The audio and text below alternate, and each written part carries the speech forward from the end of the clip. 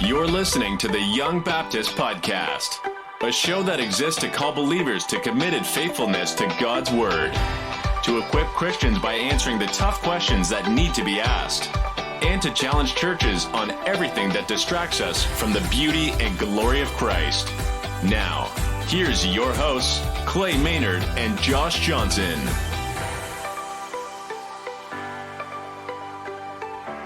Thank you for listening to this episode of the Young Baptist Podcast. My name is Josh Johnson, and I'm joined by my co-host, Clay Maynard. We're two guys committed to the centrality of the gospel, and we want to see our brothers and sisters captivated all over again by the beauty and glory of Christ. Good evening, Clay. How's it going, man? It's going great, Josh. How are you? Well, considering that we haven't sat down and recorded together in like 2 months, this is cool.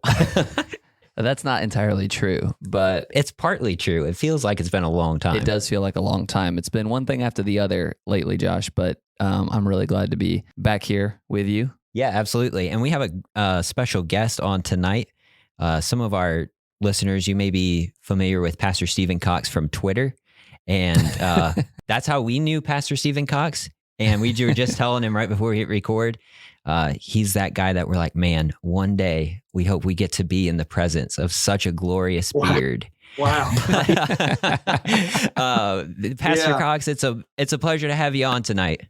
Man, I'm truly honored to be asked to come on and be an encouragement to you guys and to all your listeners. And thanks for the opportunity. Yeah, we're really excited because I've just from a distance, kind of watched closer as I see, the way you've been praising God for what's happening there, where you minister at Bible Baptist in Simpsonville. And of course, when you see that, you're always interested it's one of those things where it's like, come and see, where you hear when God's doing something that's awesome. You just kind of want to praise God with those people. You want to pray for them. You want to encourage them in whatever way you can. And so we were really excited when Josh and I talked about it, we said, let's see if Pastor Cox would come on. Yeah. I'm glad it and talk to us about what God's doing there. Yeah, man. Even on Thanksgiving week, you were willing to, it's to stop good. in with us, man. I'm glad it worked out. This is great. Yeah. And I've actually really enjoyed your podcast. If you've not listened to it yet, it's the Real Vintage Podcast. Is that right? Yeah, Real Vintage. Yeah. I haven't done an episode. I'm kind of like you guys. It's been a couple months. So life circumstances has kind of jumped in and we're busy with this building and we'll jump back at it. It's just more of an encouraging little podcast. So, if I get to it, I'll do. But if not, then, I'll get to it another week. Sure. Yeah. Yeah. If I could make a recommendation, you did, and I don't know if I'll get the names of the episode right, but you did one, basically some lessons I've learned in ministry. Yeah. You did. It was a couple of parts even. But if you want to go listen to some really good episodes on the Real Vintage Podcast, I recommend those. Those were a real blessing. Thank you. Yep. Just trying to be a blessing to young preachers and pastors and ministry leaders and even lay leaders. If I could go back and do some things over, there are some things I would. And you just kind of live and learn, And so I thought I'd put them out on a podcast and hopefully, and there was a lot of folks that listened and you get a good response. And so I'm glad it helped a few people. So Pastor Cox, if you could just introduce yourself a little bit to our audience, those maybe who are not as familiar with you, and introduce us to the ministry that God's called you to there in South Carolina. Well, I'm Stephen Cox. I've been pastor at this church here, Bible Baptist in Simpsonville for nearly 6 years. Came in the spring of 2016 from Trinity Baptist Church in Mocksville, North Carolina, where I grew up in North Carolina. I was born in West Virginia. My dad has pastored the same church. Next month will be 39 years, and wow. He's been pastoring that church. It's a good sized church. Daryl Cox, he preaches a lot out in different places, encourages younger preachers and churches. And so I was groomed and kind of raised in a godly home with a good mother and a good dad, and just raised in a great church, went to Christian school, went off to Bible college, met my wife, and we've been married for nearly 17 years. got 3 beautiful children. And Jake, he's just got his driver's license. He's a defensive end for Woodruff High School football. They went to the playoffs, lost in the second round. 6'3", big boy. But that's my oldest. And then my middle girl, Peyton, she's in the 9th grade. And then I have a little girl, she's in the 3rd grade. Her name is Colby. And we have been here just loving on these people, trying to reach our community for Christ. And we just love what God has done and what he's doing and how he's working here at our church. And so that's a little bit about me in a nutshell. And how I even got here is another story. So that's a great story. Sure.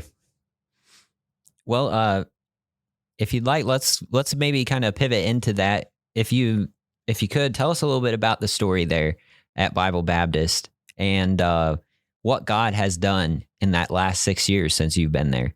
So I was the associate pastor at Trinity Baptist for about 12 years, youth pastor. I was there for 13 years. I was youth pastor for, I'd say, about 9 or 10 of those years, and had a great youth group, traveled and preached at youth conferences, and took the youth choir around to different meetings, and just had a good ministry going there. And in my heart, I knew that God was wanting me to pastor. And the way that we had it, it was just me and my dad. And I think my dad was really wanting me to maybe take the church one day. That we had those discussions. And I just felt in my heart, although it would be an honor because it's such a great church, that I did not feel that's what God had for me, because I just felt like it was just different. I can't explain it, but it was different. And so I'd preached in this church that I'm at, Bible Baptist. I'd preached a little revival 2 years, not 2 years in a row, but 1 year before. And then I was asked to preach a revival in spring of 16. And when I preached that revival here, there was about 40 people in the evening. It was just a small little work, and sweet people, and 40 or 50 people that would come to the meeting. But a lady got saved. And I just fell in love with this church. I fell in love with this area. And the pastor had talked to me a little bit about becoming he had actually mentioned to me, like, what would you think about maybe taking this church? And I kind of blew it off, like, man, I don't know, And sure enough, he got up in front of the people the next Sunday, and he said, the guy y'all just heard, y'all need to call him as the pastor. And he kind of dropped. That's crazy. He kind of dropped it on the church a little bit. Some of the leaders knew that he was maybe going to retire or whatever, but the church did not. So they contacted me officially and asked me if I would come down and possibly interview with the deacons. And I remember at the time there was 6 deacons, and I think one of them, he stepped off as soon as the pastor did. So there was 5. And they interviewed me and my wife, and they said, would you stay and preach on Sunday? So I did. And they voted on the spot. There was 87 people that Sunday. I'm talking about, I didn't even have a chance to walk out. It was like, wow. And, oh man. And then they had an hour question answer before. This was I felt like I was interrogated. Good question. Nope. But, no prep time. No prep time. It was on it was on the That'd be ready to give an answer. Took on a whole new meaning right there. Right. Wow. From everybody. So then they voted 100%. It was silent ballot. Wow. They just did it, kind of did that the right way. And my wife and I agreed to come to Bible Baptist Church. And so I resigned my position at Trinity. It was tough. It was one of the toughest things I've ever done in my life. And I came to Bible Baptist literally on faith. The church was, again, there were sweet people, but it was kind of hit a stale spot. It hadn't grown. It was going the other way for, it just hadn't grown. And there was not a whole lot of what I would call energy, really enthusiasm that I was hoping. And so we just started right away. We just started kind of putting our hand to the plow, and we were praying and working and discipling new converts. I would go out, and I remember the first Saturday that I got here, there was really no outreach, and that was part of the problem. There was really no community outreach, no gospel centrality. So I asked one of the deacons, I said, guys, would you come with me and let's just pick an area and let's just go canvass and talk to folks about the Lord. And so we did. And the first door I knocked on, it was nobody immediately came to the door. And so I moved to the second door. It was an apartment complex. And as soon as I knocked on the second door, the first door opened up. And a guy stuck his head out of the door, and he said, "Can I help you?" I looked like I just woke him up. And I said, "Yeah, I wanted to invite you to Bible Baptist. I'm the brand new pastor." I didn't even have literature with my name on it. I was so eager to see God do something. And to make a long story short with him, I witnessed to him, and he said, "I don't really have time right now." So he said, "You may see me tomorrow." And I thought, I could smell a little alcohol. I thought that maybe, I didn't know if he would be honest or not. Sunday morning, my first official service, about 15 minutes into the service, the doors open, and here comes, his name's Roy. And Roy walks in, looks around. And anyway, at the end of the service, Roy got saved. And, wow. and I was privileged to baptize him, and now Roy is one of the ushers in our church. Nearly 6 years later, he went through discipleship. To me, just stories like that, and there's multiple stories like that God started confirming some things in my heart. And the church, again, after probably a year, it really started growing. And then the second year in, our church caught on fire. Someone had broke through one of our windows about 2 years into my pastorate, and started a fire in my office, and it burned all of my Bibles and my commentaries. And goodness, we actually lost our building, the sanctuary where we were actually our worship place. And so we had to move to the fellowship hall. And that's where we have been the last 4 years. Been there, done that. We converted our fellowship hall to our sanctuary. And so we have a few more weeks in that until we get into the new building. Wow. So let me ask you, like you mentioned the building burned down, and I believe I had heard that somewhere before, that your building had burned. Yeah. Was it somebody you guys knew? Did they catch that guy? Was it like an enemy of the church, or just some crazy? Something just... The police believe, we have video surveillance and all. We had no enemies that we knew of. Right. Someone was looking for money, and they believe it was someone that might have been even homeless. I don't know. I think that it was somebody that had some dealings with the church in years past. They took one of our church vans. They knew where the keys were. There was something. Yeah.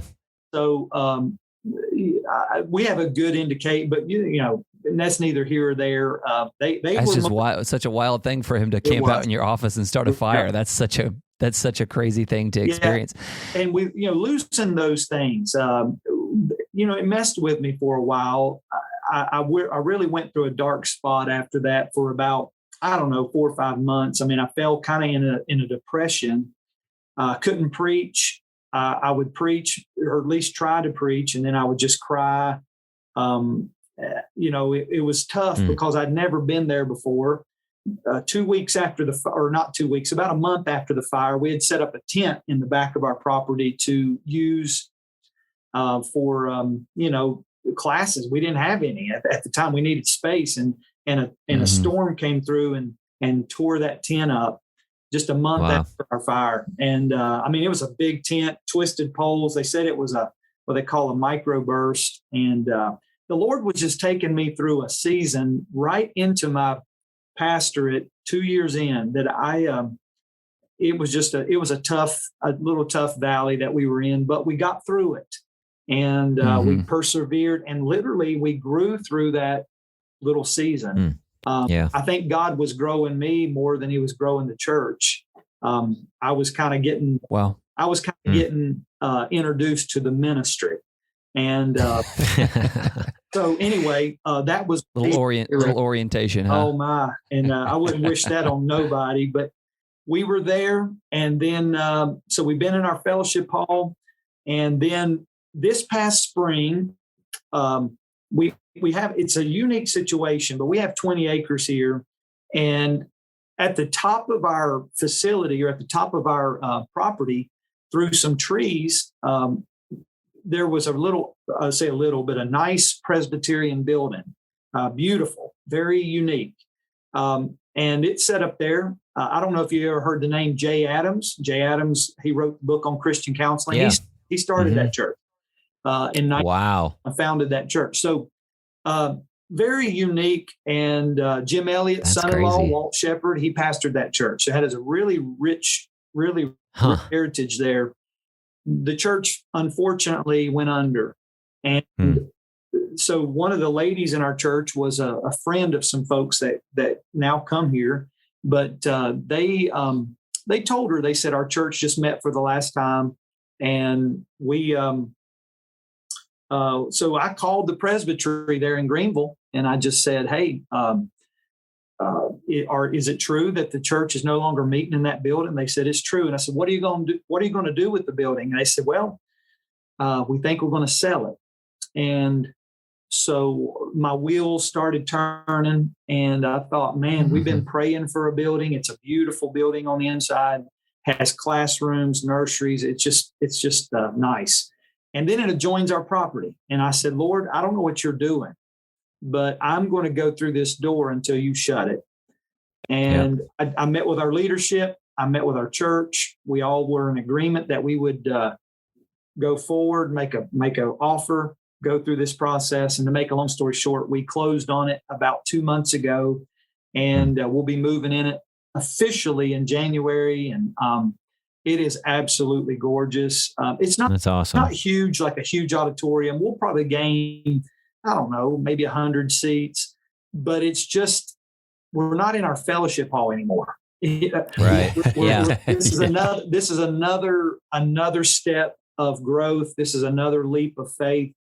And really, I'm as equally excited about the rooms and the nurseries and all the things that with it, because it's and it comes with 4 acres of land. And it literally, God did this for us, and that's what I'll be honest. That's what excites me, just seeing the hand of God on our ministry. So that was exciting for me. Yeah, Pastor, you talking about those first couple of years, I feel I was, because I've been here at Fellowship for the last about 3.5 years, something like that. Our pastor, Pastor Tyler Bro, he got here in April of 2017. Mm-hmm. In October of 2018, he had been here just over a year. They had done some renovations in the church to just update some very old-looking things and just to improve the building. It's a very nice building, some really good facilities here. And then Hurricane Michael came to Panama City and destroyed our town. Absolutely, It was one of the strongest. It's a Category 5 hurricane. 80% of 80% of our houses were unlivable. It was a absolutely catastrophic event, and it destroyed the auditorium, the main sanctuary, and all the buildings attached. Like there was a fellowship hall building that, thank God, it remained pretty much unharmed. Had some minor scratches, and we were, what was it over a year? We were in that a year and a half, or how many days? I counted it. I think it was 370 days. It was almost a perfect number. Yeah. So we were in that fellowship hall for a year, and it is like you said, like we had a few little buildings or a few little rooms on the side, but a visitor would come in after church started, and you walk in that back door, and that door would slam right in the middle of the you were in the sanctuary. You were standing in the sanctuary when you came in that door. So everybody would turn and look, and then of course you're trying to shuffle kids off to side rooms and stuff, and it is amazing because God doesn't need our nice facilities, and he'll use whatever he wants to use. Yep, that's right. And I'm amazed because that happened in 2018. And then 2019 was spent rebuilding the sanctuary. And then we got into our sanctuary in 2020 was it February? Yep, first week of February. We got about 2 or 3 weeks of church in our new sanctuary before COVID happened. Oh my goodness. Oh, and wow. And so I can sympathize when you're talking about like those first couple of years, it just feeling like God, like you sit in those moments like, God, what are you doing? Mm-hmm. You know, I'm here. We're trying to serve you. We're trying to reach people. Yeah. And it, you know, so I can feel when you're talking about that, it just feels like thing after thing happens. Yeah. Right. You know, And, yeah. And so I guess that's a really great transition to, you know, what would you say looking back? You mentioned, I loved how you said, God was growing you as much or more than he was doing anything in the church. What would you say looking back over your time in ministry as a whole, maybe even specifically there at Bible Baptist? What would you say are the big lessons that God's taught you so far? well, the lesson, I think the number one lesson that the Lord was showing me through even the fire and through some of the things that we've been through is that it's not, you kind of said it just a minute ago. Sometimes we focus on our abilities. We focus on we almost try to keep God in a box. And God was showing me that, son, this is all about me.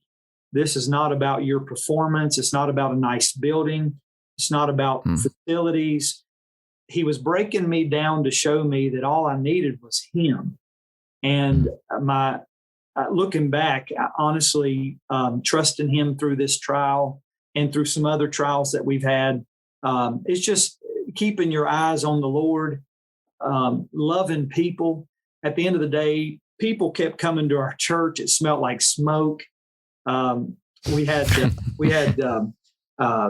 these little partition things dividing stuff. We had an octagon little thing for a nursery. I'm telling you, fellas, if your church can grow through these things, and I was just literally seeing people come to Christ and folks, and I'm looking at them like, why are you joining our church? We have good churches around us. And I'm thinking, why here? But then it just dawned on me that God sent these people to you. They don't care about this. They don't care about all the things that's quirky and weird. They're here because they need fed. They're here because they love you. They're here because they see the hand of God in this. And it's God's church. And that's kind of what I've learned through this whole 6-year journey. And even before, it's his church. And he'll build his church. You do what God wants. You do the things that pleases the Lord, and he's not going to leave you. He's not going to forsake you. And we had church in the parking lot before COVID. We had a few services in the parking lot before it was popular. Wow. We didn't know what. You had practice. But I'll tell you something that happened through that. So the media got a hold of the story, the local media, and very, very good media. They came. There was an outpouring of love on us because of the trial that we were in. And I can't remember which channel it was, but one of the channels came to the Sunday after the fire. They came to a Sunday morning. We were in the fellowship hall. We literally just threw some chairs out and had an old PA system. And that place was jam-packed. We since have knocked out a few walls and made it a little bigger, but it was packed. And a man came for the first time and he got saved in the service. And the news channel live streamed our entire service. Wow. Which was unusual. They live streamed it on their website. And of course, they showed it on the 11 o'clock news. And what's amazing is crazy. The girl that was covering the news anchor, real sweet girl. She came to me with tears after, and I dealt with her after the service, and she just said, "I want to give my heart back to God. I've been away," and it was one of those God moments that you would have to see. It was one of those things. Yeah. God was leading me on this journey, and although I was hurting, I was seeing God's hand in all of it. And looking back, it was some of the sweetest memories that I've had since I've been here. And sometimes in a trial, we focus on the not so pleasant parts, but we need to focus on some of the parts that God has truly taken us and molding us into what he wants us to be. It humbled me. Mm. It broke me.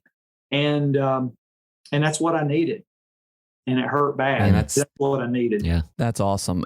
It really, as you're describing what your church went through and the way God was teaching you to see ministry, you were talking about it being God's church.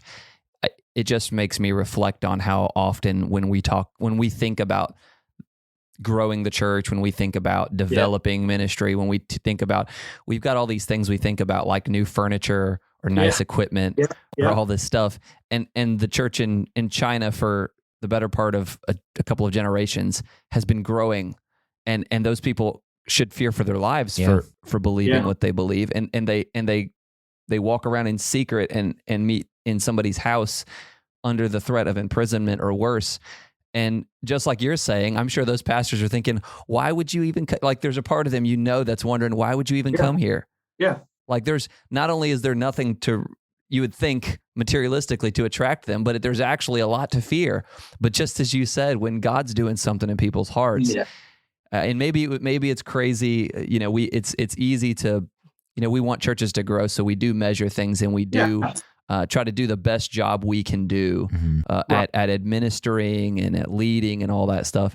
But at the end of the day, it's a fool's errand to think that we really have any idea what God's doing. You know, we serve Him, and we know He's doing 1,000 things, and we're maybe aware of a couple of them. That's exactly right. It's His church. He'll build it, and we focus so much on we focus on things that at the end of the day, they don't matter as much as we think they do. And there's times where, we had a choir when I first got here. It wasn't what I'd hoped that the choir would be, what I was kind of used to. And I let it bother me because I'm like, man, I remember some visitors showed up one of the first Wednesday nights I was here. And it was just one of those Wednesday nights that was, it was terrible. Music was terrible. And I went out in the parking lot. I was so frustrated. I have a wonderful wife. She is like the best. And I remember fussing to her and saying, man, these visitors are coming and this church is just, we're not ready. And I remember her looking at me and just saying, your attitude's not right. Like you're looking at this at the wrong way. This is a church revitalization. That you're here. God sent you here. Quit complaining. I'm like, okay. And it was a wake up call for me because I realized that I was so engulfed in just things had to be perfect. And I'm sort of a perfectionist. I have to really work at not being so rigid about certain things. And I don't know where that comes from, but I just do. I want things done right. And I think that we ought to, but I think sometimes we almost push the Spirit of God out because maybe something didn't go the way. And so I've noticed I've worked on that better, but in the early days, it was really tough on me. And I thank God when the fire happened and everything was in such disarray, that was for me more than anybody, because God literally flipped my ministry upside down. I had nothing. Yeah. I lost all my Bibles. I lost my commentaries. I lost childhood memories. I lost things in my office. And I lost it all. And God said, I'll take these things away to show you that at the end of the day, all you need. And, and that's it. That's where I'm at today. He broke me down. So. I'd imagine that, at least I can speak for us here, something that me and Pastor Tyler and Clay often talk about is that through these difficulties, there is a unique spirit among the people that stuck around and have persevered through this. That's it. An unusual unity that you don't really get unless you've really walked through a hardship. And I'm sure you have story after story you could tell of that. The people that was here when all that happened, there's nothing that could blow them apart. I mean, it united us, and the people that's come since, and there's been a lot of people come since, they have no idea I mean, they have no idea what we've been through. They're seeing the brand new building. They're seeing all the things. They're like, wow, this church is growing. Wow. And I'm thinking, you have no idea the journey that we've been on and what God has done for this church. And it's one day I could write a book. One day I may do it just on our journey, because it would encourage some pastor. It would encourage some young preacher not to give up. There was times where I thought, what have I done? I mean, I left a thriving church. What have I done? But he's just faithful. He's faithful, and he'll lead you through it. Yeah. There's nothing like God throwing your script out the window so that he can write a better story. But that's absolutely a great way to put it. That's what he did here, for sure. And it's encouraging, even to me, to hear. I mean, you were only 2 years in to your pastorate. Yeah. I think most of us would be sitting down thinking, all right, well, where am I headed next? But it's encouraging to hear that you stuck with it, that you remain faithful in those times, and that God has brought you through that. I don't know. That's encouraging to me. I had a great example. My dad's been the same pastor, same church for 39 years, and he's weathered storms. And I really believe this. I believe a lot of pastors, I don't know, well, I say a lot of pastors, but I believe that sometimes guys go to a church and they're almost looking to a few years to learn some things and then just to move on to the next better thing. I believe if some of us would just marry a church, what I mean by that is literally give it all you got and say, I'm staying here until the Lord comes, or until I die, or until God clearly shows me that he's through with me here, and marry those people. I mean, just fall in love with that place. We would see greater success. I think guys jump ship too soon. I believe that they get discouraged and where they're looking for the next best thing. And I got news for them. Trouble's going to be there too. And so I'm just, man, that's so true. I'm just going to stay. That's all I know. I love this place. Unless the Lord just moves me one day, which I hope he don't, but he could.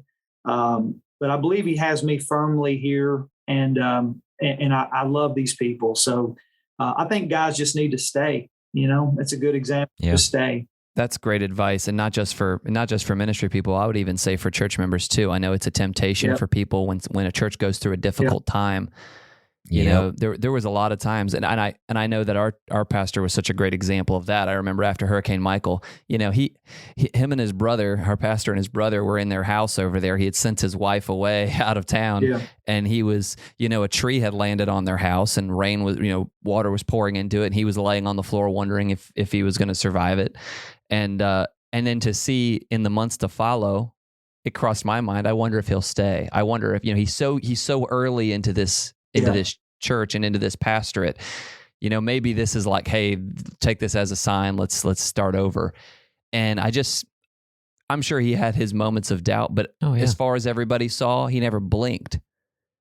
This is where God had put him, and just to see his commitment and his wife's commitment and their faithfulness here, and to see them, and there was that lesson to the whole church, like, hey, they just got here.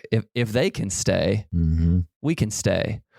It was such a great example to everybody, and that's such a great advice you just gave to young people in ministry that are just starting, and also to anybody who's listening who's just a church member. Your church is going through a tough time. There are some reasons to leave a church, but just going through a tough time, I don't think that's one of them. That's a time to stay. That's a time to dig in. That's a time to pray more and get in touch with who God is, and learn some things about yourself maybe, and allow God to work through you. Well, as carnal as the Corinthian church was in 1st and 2nd Corinthians, Paul never told any of them to leave. That's true. Never did. Yeah. I mean, I'm talking about that was a messed up church. Huge mess. And Paul never said, leave the church, go find another one. Go start another church. No. Stay, fix the problem. Here's how I'm going to do it. Here's the letters here's what we need to do. And I think people sometimes just when troubles come to a church, whether it be the pastor or, like you said, lay folks, the easy thing to do is I'm looking for a better church, or I'm looking for an easier way out, or stay. weather the storm. I'm telling you, even if other people leave, don't just follow. Don't be a follower. Yes. God's in it.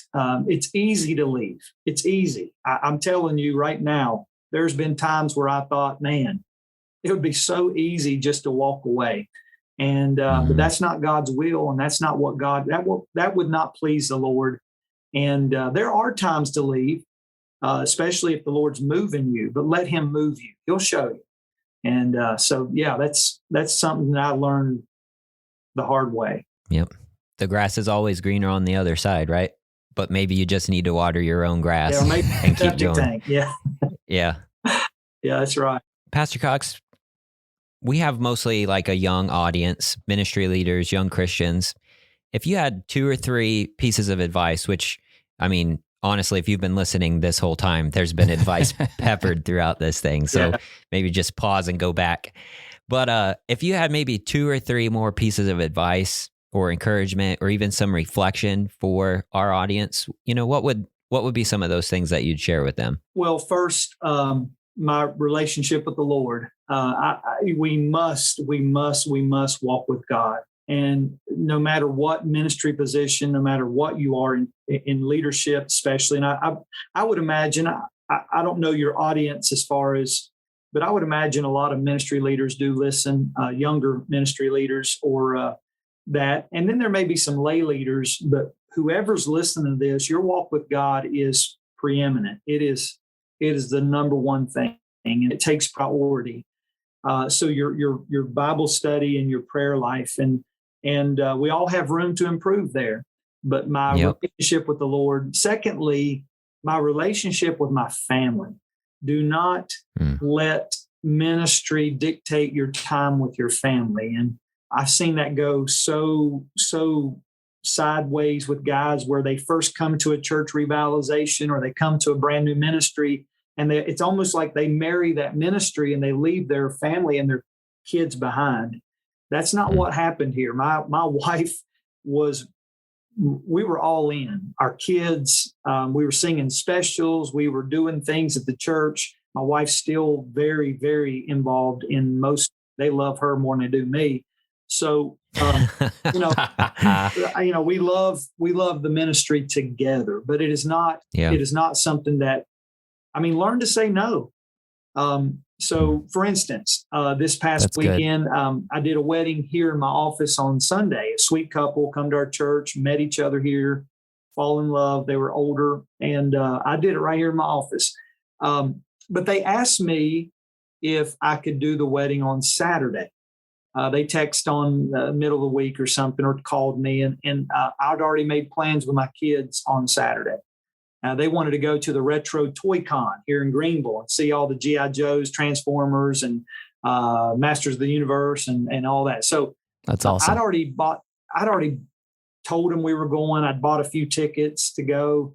And I just told them, I said, you know what, Saturdays, I can't. And learning that early in your ministry where your kids hear that and they see that, it would have been awful heartbreaking for my kids to say, Dad's got a wedding now, so he can't take us. I want my kids to know that they come first, and my wife comes first. And you know what, church, I love you. I'll marry you the next day. You can wait. You can wait a day. And we learned that early in ministry, because when you start leaving your family behind, you may gain a good ministry, but you'll lose your family. And I'll be honest, what profit is it to gain a large ministry and lose your family? There's no profit to that. Yeah. And so those are some things that I learned from my dad. He was a great example. And then don't sweat the small stuff. There's going to be things happen. There's going to be leadership stuff. You're going to have growing pains. And sometimes those things will keep you up all night. You'll fret about it. But like I said earlier, it's the Lord's church, and He's going to work it out. And just hang on, trust the Lord. And those are some, I guess, little pieces of advice. And study and read. You ministry leaders, learn to read, learn to study the Word, And then I like to listen to wonderful preachers too. I like to listen to guys that really preach the word, and don't forget to pour into yourself. So sometimes we, as pastors and leaders, we pour into others so much that we neglect our own personal nourishment. And we need some downtime. This year, I'm taking the month of July. It's been my first sabbatical. But for my family's sake and for my sake, mentally, spiritually, physically, I want to take that month and just pour into my family. And so I know not everybody can do that into their pastorate right away, but we're at a good place in our ministry where our people see that that is necessary for me. And because here's the deal, I'd rather have longevity in ministry than burn out and get tired of it. Yes. So there's a lot of that. The ministry's tough. Think about it. Your pastor's already been through a hurricane. He's already been through COVID. We've been through church fire. We've been through COVID. We've been through some other things. They're good days to pastor, but they're going to come with difficult challenges. How do you navigate through these things? And people literally just say, I'm done with this. I could go get a job and not worry about any of it. That's what a lot of guys are wanting to do. They have them thoughts about giving up. And I feel like if we took time mentally, physically, spiritually to invest in us, not to be selfish, but to say, I've got to have some time for me or I'm going to go crazy. That needs to happen more so than not. For instance, I run 20 miles a week. So I ran 4 miles today for my physical health. I'm not a fast runner. I'll run about an 8-minute, 45-second mile. But I do it for my physical well-being. I feel better. I don't want to be out of shape and feel bad. And it just does something for my mind. I'm a hunter.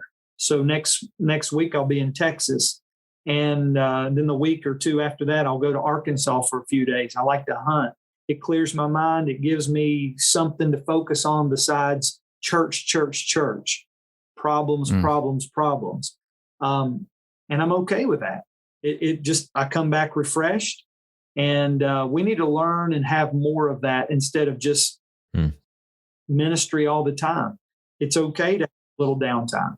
And I'm sure you come back from some of that stuff. You just come back because you're refreshed. It makes you more effective, more rejuvenated, more invigorated to do the next thing, to jump right in both feet. I'm sure that gives you that ability to come back even stronger. If I didn't do it, I would be in trouble because I know me. My mind goes places. I battle just personal mind battles, spiritual warfare. And I know that it keeps me as a pastor refreshed, focused. It keeps me just in tune with what's going on. And I have a wonderful lay staff, and I have an assistant, and they do a great job. And they're really young leaders that I'm hoping to groom for whatever the Lord has for them. So take the time. Sometimes we say, no, I can't do it. I can't be away. You can, just for a little bit, even if it's a day. Yeah. But take the time to reset, have a hobby, do something that gets your mind engaged, or at least on that end, so you can then refocus on the task at hand. And it's helped me. I've always been an outdoorsman. I love it. And, but it just helps me kind of decompress, I guess is the word. So, take care of yourself spiritually, physically, and mentally. And then, of course, financially too. You want to make sure you, even at a young age, don't back yourself into a corner, because it's sad that guys, as they get older, they can't retire because they have made some poor financial decisions at our age. And I'm older than you guys, but you can start now. And when you got young kids, it's hard. But when they get older, do some things that it doesn't tie you down. And I try to tell guys that I know we're laying up treasures above, and that's the most important, but that wife needs to have some security. And I could live in a tent. I'll be honest, I don't care. But my wife doesn't want to live in a tent or a van down by the river, That's right. So I want her to feel secure, and God's been just so good to us. And so, we want to be good stewards of what the Lord has. So when that time comes, make the most of it and make some wise decisions in your younger years, and it'll pay off. If the Lord tarries is coming, it'll pay off, and you'll see some fruit from that. A lot of what you said in just talking about investing, you just talked about finances, getting literate financially and making wise choices. You talked about your physical and mental health. You talked about your own spiritual health. You talked about your familial health, making sure you're taking time for your family. Yeah. This is all stuff that it sort of reminds me of the when you get on the airplane and they tell you, don't help anybody. You can't help anybody else with their mask until you put your own on first. Right. And over 1 Peter 5, he says that you're in samples to the flock. Absolutely. And how can you model healthy family life, or how can you teach healthy family life, healthy spiritual life, healthy emotional life, healthy mental life if you're not modeling it? You're good. You can say it till you're blue in the face, but really showing first and living in a place where, like you said, it's about longevity. If you really want to, it would be great if more pastors could and more churches had a relationship where they allowed their leaders and where the leaders allowed themselves. Because I think it's probably a whole lot of both. I know it's hard to say no. It's like, well, I can't. They can't do it without me. Like you said, yeah, they can. Allowing yourself to turn it off. Yeah. And it takes some humility to do that. Yeah, you have to. Say that I don't have to be here all the time. They don't need me all the time. Things will be fine. God's got it. Goes back to it being His church. Mm-hmm. But if you want to have a pastor for 30 years and him not be, like you said, absolutely cooked by 11 years, maybe invest in him. And I'm really encouraged to hear that your church is like you're going off for next year for a month or something. That's I wish more churches at 6 or 7 years would say, hey, take a little bit of a longer break. Yeah. That's a wonderful thing. It'll be about 6.5 years or over 6 years. And that's awesome. And just 3 or 4 weeks, 3 or 4 Sundays, your church will still be there. And if after 6 or 7 years that you can't afford to be away, or and some guys it may be different, maybe it's 10 years, I'm not sure, but if you can't afford to be away for that many weeks in a row, then your church is not as healthy as you may think. We have a healthy church. We have some good folks. It'll survive, and it may even thrive. I would love to hear great services without me here. And what an opportunity too you were talking about developing young leaders. Yeah. What an opportunity for you've been working hard, you've been studying. Yeah, just step up and let your, as Paul said to Timothy, let your gifting, let your profiting appear before all. That's exactly right. We want everyone to step up, and that's always healthy. And let me add this real quick: the day that our wives are done with ministry is the day we're done. We can't do it without them. Yeah, that's right. And so you got to make sure that they are mentally and physically and spiritually and even financially taken care of, where they're not burnt out. Because the day my wife says I'm done, and she is 100%, she loves this place. But the day if she ever just said, Steve, I don't want to do this anymore, I'm tired of this, what would I do?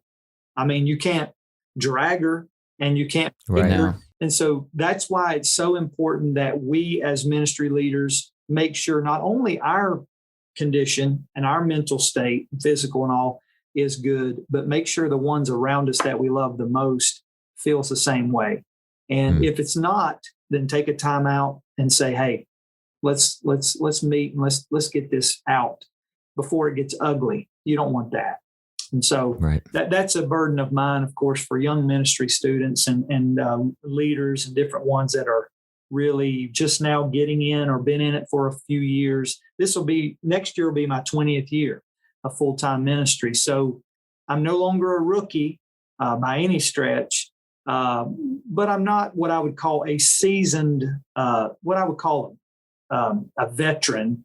I guess I am a veteran to some, but I look at some of the men that's been in this thing a lot longer, like my dad, that age. Those men are retiring. They're kind of stepping aside. They've made some wise decisions, and it's going to be like my age that's going to be in a few years leading the forefront. And I had a guy call me today about some decisions in his church. I'd never met the guy, but again, social media creates what we do here. It creates a whole different avenue to be a blessing. So he called, his church is growing, and he needs some decisions to make there. And I talked to him and I'm thinking, as soon as I hung up, I'm like, man, Lord, I'm not worried to even talk to anybody about, I'm just a country boy that pastors a church that God is blessing. It ain't like I know anything. And yet the Lord somehow connects people, and they think you know stuff, so they call you. And and then it's a humbling thing for me. I want it to stay that way. I don't want to ever get puffed up with pride thinking that I know something. I'm still just trying to figure this all out. And honestly, if you were to show up at Bible this Sunday, you would see that, I'm trying to just be a humble servant that pastors God's flock and tries to lead it into another generation, reaching our community for Christ. And that's what it's really all about. So, well, you may be just figuring this out, but you're helping us figure it out. So that's a blessing, for right? Real. Absolutely. Yeah. Hey, could I ask a bonus question? Sure. What would you say? Because I don't know that that my generation especially has really accounted for the effects of the technology revolution and the effect that you mentioned social media, where we're kind of trying to take advantage of the positive effects it can have. Mm-hmm. How can we collaborate more, encourage one another more, kind of what Hebrews says, exhorting one another so much the more as we see the day approach.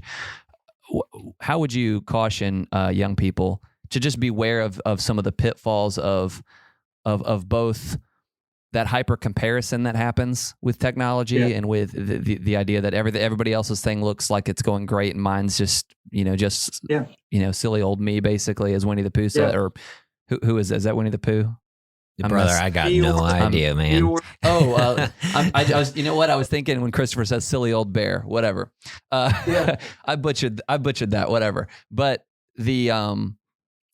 but just cautioning against that hyper comparison, and then two, getting drug into, the Lord has really been working on my heart lately about allowing myself to be drug into fights that aren't mine, and we can put a higher priority if we're not careful on fighting and being outraged about the things our hands can't actually touch, and thinking it's more important than diligence in the things our hands can touch. Yeah.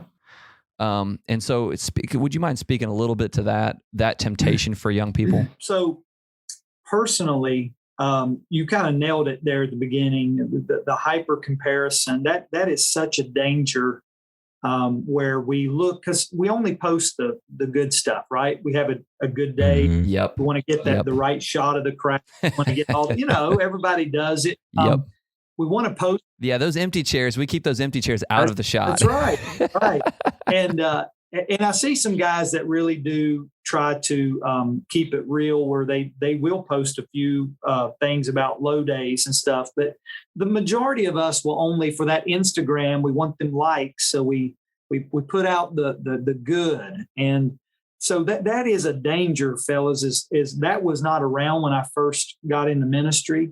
It came on like a storm in probably, I don't know, 2008 or 9, probably 2009 or 10, somewhere around there for me. And I started noticing, and through it, there's been some good things. I met some wonderful guys like you. I've met some men that love the Lord, but I've seen the negative, and you get so engulfed in drama. For instance, a few years ago, it ain't even been a few years ago, I got attacked on, which is not the first time, but I've got attacked a few times by several men that from the pulpit, and obviously with social media and live stream, you can have people record and they automatically will know. And it blew up. I mean, it blew up, and it was harsh because he was not only talking about me, but and these other guys, but talking about my wife and saying stuff about her from the pulpit. People laughing, some of them saying amen, and there was a point where it hurt me, and I could have definitely got involved in some mudslinging and calling names and doing stuff like that. Matter of fact, there was some guys that wanted me to, but I can't do that, man. I can't do that and stay right with the Lord. And my people know barely nothing of that. One of the ladies, I don't know how she found out, as a lady in our church, she found out. She said, Pastor, she said, I can't believe that someone would say these things about you, and so she was almost in tears. But you know what? All that stuff passes over. And to be honest, what people's going to remember is how I responded. And they're going to remember what you responded. Those tweets don't go away, and they're going to be stored somewhere in the clouds. And one day somebody's going to bring them up, and people are watching. And I noticed that Facebook doesn't have near the drama that Twitter does a lot, because most of the time your members would be watching, and I don't want my members seeing that behavior. Right. So I tend to use social media just for encouragement. Now, there was a time 3 or 4 years ago, maybe even, I don't know, I would put some stuff out there that might stir the pot, and I'm a thinker, so I like to think outside the box a little bit, not outside the Bible, but I like to think outside the box. Some guys are a little bit more, rigid. And so I've had friends of a lifetime that no longer talk to me. I had places I preached that you're no longer accept. That stuff's going to happen. And what people don't understand, they tend to criticize. And so they think that we may be whatever. I've been accused of being a Southern Baptist. Nothing wrong. But I've been accused of being Southern Baptist because I preach in Southern Baptist places, and I'll have some preach here. But I'm independent. I'm balanced. And I think we're all on the same team if you preach Jesus and you're interested in people being saved. But guys, some cannot spiritually handle that. They cannot handle the fact that you would be friends with the bad guys. And that's so silly. That sounds like stuff we're fighting about on a playground when we're in the third grade. I don't have time for that. So I'm going to stay over here, and I'm going to be an encouragement to guys like you. And I'm not going to sling mud, because I've got a son that's on Twitter, and he's 15 and he's watching Dad. And I don't want him to behave like that when he's my age or even more so. I want to revere, not so much reverence. Reverence belongs to the Lord, but I want to esteem some men in my son's eyes. I don't want my son to be looking at preachers in a negative light. I want him to think that preachers are good and they don't behave like children. And so, that's why I kind of treat social media that way. Now, I've been in some thought-provoking interaction on Twitter. I love that. I love it when a guy comes back, and there's nothing wrong with that. But sometimes guys take that and get real defensive, and they start personal. And that's between them and whatever. But just the outright mean, nasty, ugly stuff, I don't want no part of that at all. So that's good stuff. Yeah. I think it was earlier this year when we interviewed Pastor Josh Tice that he said, you'll win with social media when you realize it is not you and another person having a conversation. It's you and another person having a conversation on a panel in front of an audience. Yeah. And but you just added another wrinkle to that, because you said, I want to tweet, I want to post, I want to interact in a way that my 15-year-old son can look up to, and where you would want him to model that one day. Yeah. And that just hit me like a ton of bricks. Like maybe I should interact in a way online in a way that I would be okay with. My children are young. I got a 7, a 5, and a 2-year-old, Right. so they're young. Yeah. But I think to myself, man, I want to, what a good goal to interact online in a way that, like you mentioned, in the clouds, everything's being stored. They could read those one day and say, yeah, that's my dad. I'm proud of him. It'll be for here. The way he handled himself. Listen, it'll be here it'll be here sooner than you think. Yep. My son was, when I got here, he was 8 years old. And so, all them things going back, all that, I just want to be the example because I want my son to love the ministry, I want him to love God. And I don't want to be a mudslinging preacher. I just don't. I grew up in an era where they didn't have social media but they had papers, and they would send those papers, and there was like conferences that you would go to, and they would literally name names. And I went to places, and I thought that was preaching. I literally thought that was good preaching. And that's not even in the same hemisphere. That's not preaching. And so nope. that I don't want any of that. If you have any ties to that, I don't want anything to do with. That's why I don't even go to conferences. And there's nothing wrong with that. And if there was a good one, I'd go to it. But I don't want to be lumped into a certain camp or circle. Yeah. Or anything. I just want to please the Lord and help others in any way I can. And so that's kind of how I've tried to handle social. That's good stuff. To a certain degree. Yeah. There's a difference between politics and preaching the word. There's no question about that. And I think there's definitely a lot of people who get it confused. Yeah. You can't intertwine them. If you try, it's a disaster. Preach the word. Mm-hmm. Preach the word. Be instant in season, out of season. And Paul gives us a whole list of things, but he does not say preach your preferences and pick that bone or stir that pot. Right. And there, just leave it alone. And listen, get off social media if you can't handle it. I've told that to several guys who I struggle with it. And I get off of it. If you can't discern between flesh and spirit, you can't discern between then just don't let it be a stumbling block. Get off. Amen to that. If you have to, but don't block everybody. It's very reminiscent of what Stephen Covey, I think it is, taught about living with the end in mind. Yeah. And I think our generation, it's time to like really step up and live that, knowing that it, and this is something that I probably struggle with more than others. Maybe you get like tunnel vision right in front of you. Oh yeah. And you only see what's happening right now. But I really appreciate what you've been saying, because it's been a reminder to look down the road, to remember that the way it is right now, someone could potentially point back to and say, remember what you said back then? It's important to live with the end in mind.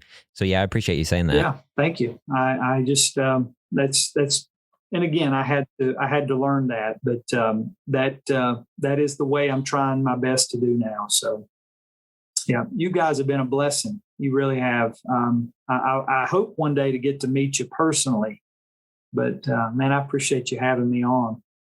Thanks for taking the time. This has been very encouraging. Yes. Very encouraging. Yeah.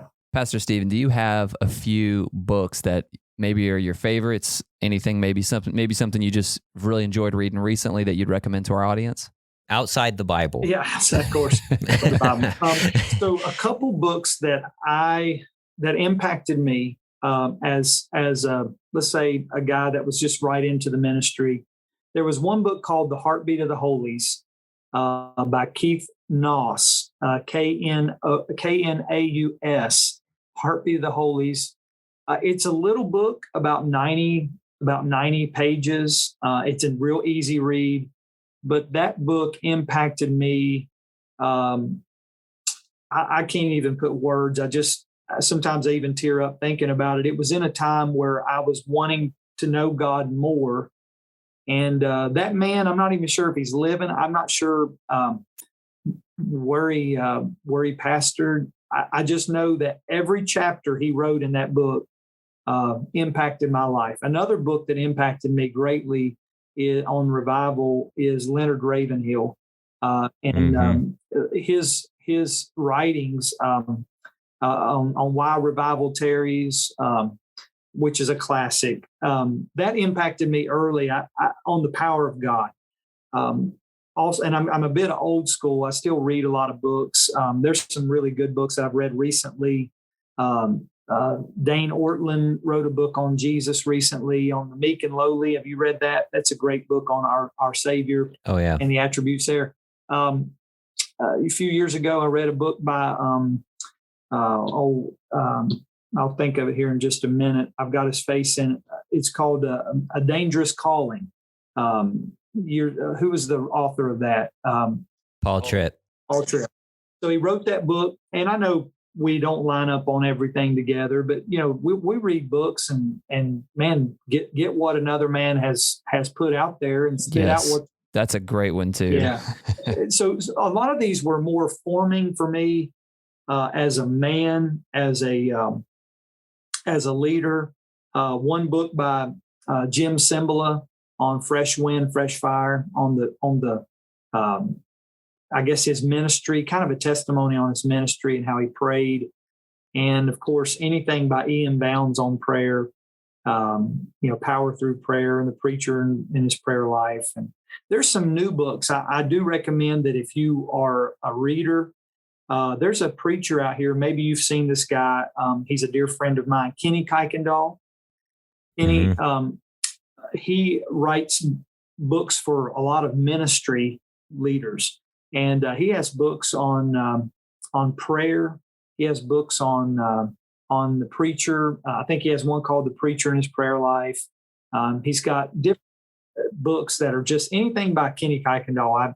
I put my stamp of approval on. He's currently writing books, and they're not boring, and they're very informative, very helpful. And so those are some books that I think would be great to at least start out with. But some of those y'all may have never heard of. Some are a little newer, but they're very helpful in my ministry.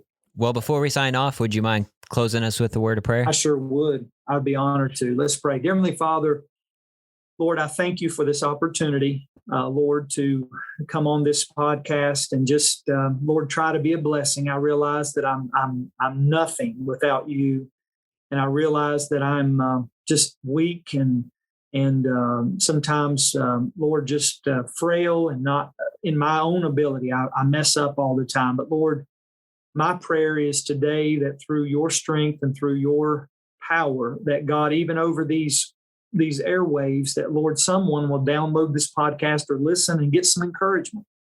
And Lord, we don't know who will download this and who will listen, but Lord, I pray that some preacher somewhere, some pastor, some ministry leader will listen to this and Lord, maybe they were thinking about giving up or thinking about moving somewhere better or thinking about just throwing in the towel. And my prayer is that, Lord, through this podcast, that they would, Lord, stay where they're at and weather the storm. Maybe it will cause them to think a little bit. Maybe it will cause them to pray a little bit. I'm not sure. But Lord, may you receive glory through everything that was said, everything that was done. May you receive maximum glory. We thank you for it in Jesus' name. Amen. Thank you for listening to this episode of the Young Baptist Podcast. Follow us on Instagram and Twitter at Young Baptist Pod. And check out our website at theyoungbaptistpodcast.com. If you enjoyed today's episode, please take a moment to leave a review wherever you consume the content, and be sure to subscribe so you never miss an episode. Thanks again for listening, and we hope you'll join us next time on the Young Baptist Podcast.